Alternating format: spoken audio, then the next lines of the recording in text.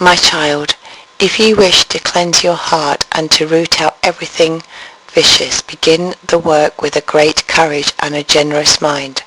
Have the good and determined will of correcting yourself, and never cease to strive after complete cleansing. At the same time cherish a sincere desire of cooperating with the divine grace and of following its guidance, and then your endeavours shall at last be crowned with success. This is the first and the chief means on your part.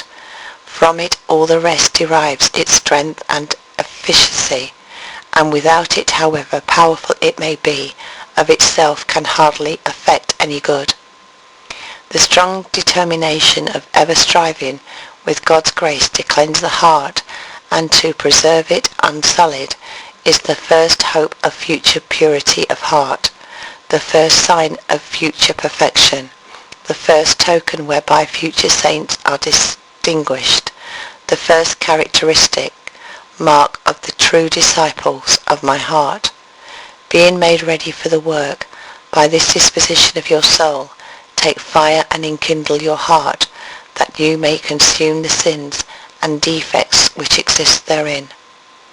Understand, child, what I say. You have to clear a garden,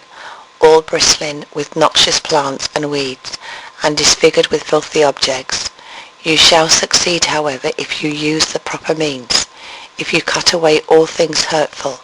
if you tear up and carry out everything useless, but you shall not finish your work except after a long time with hard labour. But by applying the fire with trouble,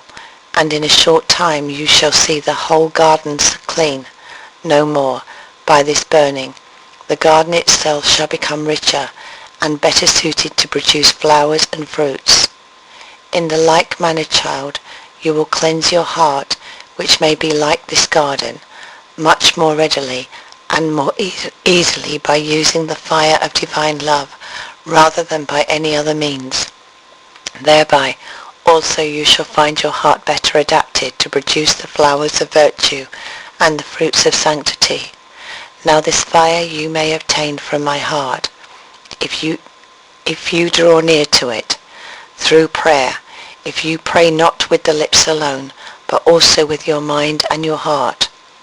For if you weigh properly in your mind the sufferings of hell or of purgatory which you have so often deserved, if you consider attentively my divine favours bestowed upon you, and all of your ungratefulness, if you meditate carefully on my infinite perfections, so worthy of all love and honour, and on your offences, so deserving of punishment, if moreover you view me exhausted with toils through love for you, and suffering so many things for your transgressions, hanging on the cross with arms extended, and with my bosom opened for you,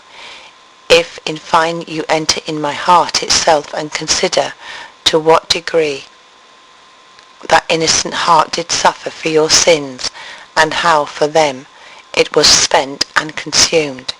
if at the same time through loving desires and fervent petitions you apply, as it were, your heart to mine, then with doubt in prayer shall blaze out that fire, that heat of divine love of which I am speaking. From this love do you draw forth contrition, that is sorrow for sin committed, and a resolve not to sin again in the future. No one, my child, obtains the pardon of his sins unless he bewails them, nor is any one healed of his vices unless he hates them.